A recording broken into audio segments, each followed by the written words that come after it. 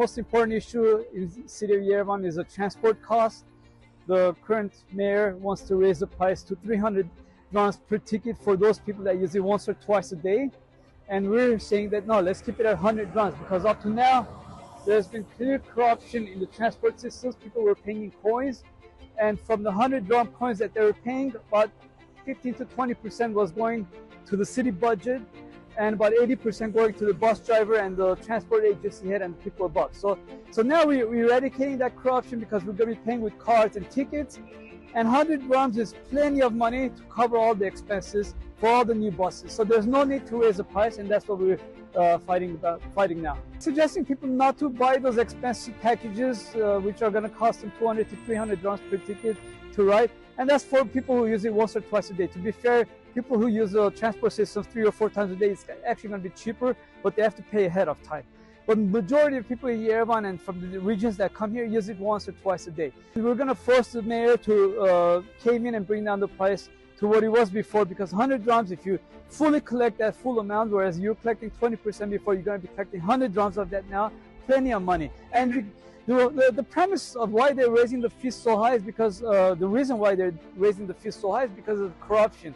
Whereas before, the previous regime was used to receiving cash, suitcases in corruption cases of construction permits and whatnot, these guys are actually making most of their corruption via fake tenders and direct purchases through their friends. You know, as you know, the New Year's celebrations cost $1.5 million to $2 million to hang lights from the Republic Square buildings and the Christmas trees, and these are all lights that belong to the city. The tree belongs to the city property, but they're spending $1.5 million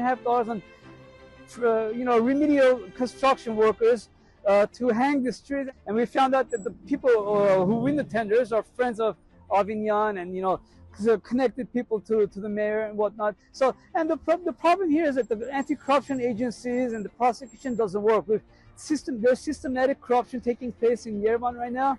We've submitted dozens of findings on corruption, numbers, all the proof available that we provided to them, but they don't follow up. They claim that they're following up, but nothing has been done. For the past 6-7 years, no serious money has been brought back to the budget from the previous criminals, and the same corruption continues in a different way, that is.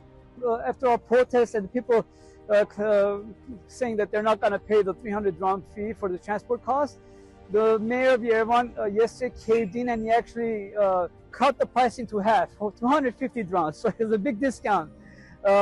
And he thinks that we're going to be okay with that, but no, people are not, and we're the opposition members such as myself, we're going to be against this 150 drams, because we think that 100 drams, if collected fully, which we are, because there's no more cash going around, we're going to be fine with the 100 drams fee. There's no need on the country that has 40% poverty rate to raise the rates 50%. So we can keep it at 100 drams, and we're going to fight all the way for that.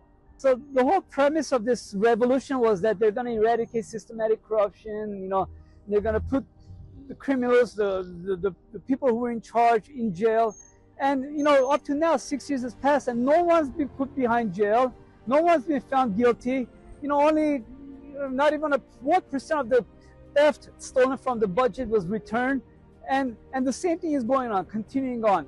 And so we're sort of fed up with this justice system, with the way the whole country is running, operating, and I think we definitely need a change now in Armenia through elections, that is, and this is part of that. This transport system, people rising up against the transport costs, they realize that we've been lied to. The whole premise of bringing back justice has not happened. So people are going to fight. People are going to protest against any raises, that is transport, whether it be transport. Now there's raises in the taxes, property taxes, there's raises in the trash collection. They're raising the fees on everything. So people are going to stand up against this.